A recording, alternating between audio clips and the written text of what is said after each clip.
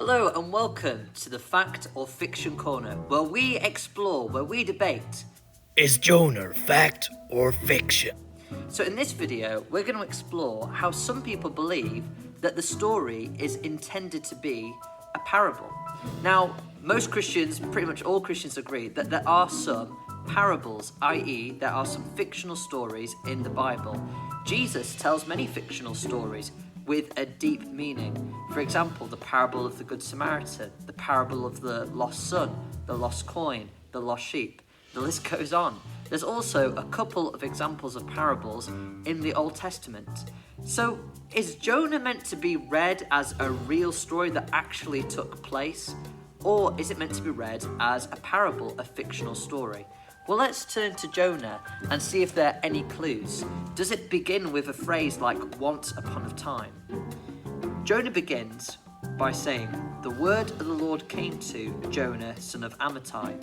So this phrase, this is a kind of phrase that was used in Jewish literature to indicate that this is some kind of parable. Well, the answer to that is no. This phrase is used a whopping 112 times in the Old Testament. Remember, that's the first part of the Bible before Jesus. And that phrase isn't intended to suggest some fictional event.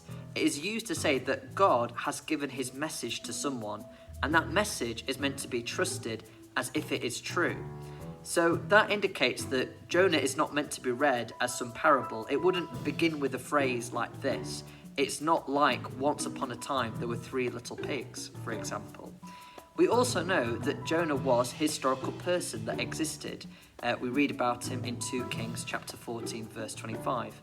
So again, that suggests that this is an historical event that happened to an historical person. And some people highlight that Jonah is written as a satire, which is a type of comedy which usually has a go at someone. But then again, we have many satires that are written today. Think about newspapers.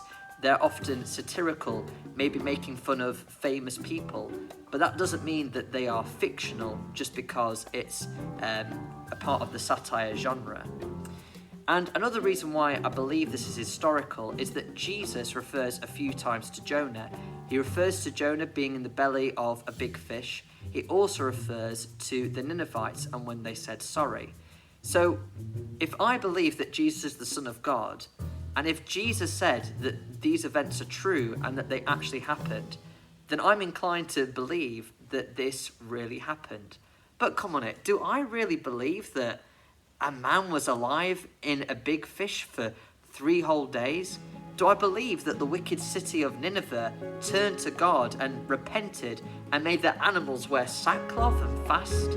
Do I really believe that stuff? Well, the answer is yes.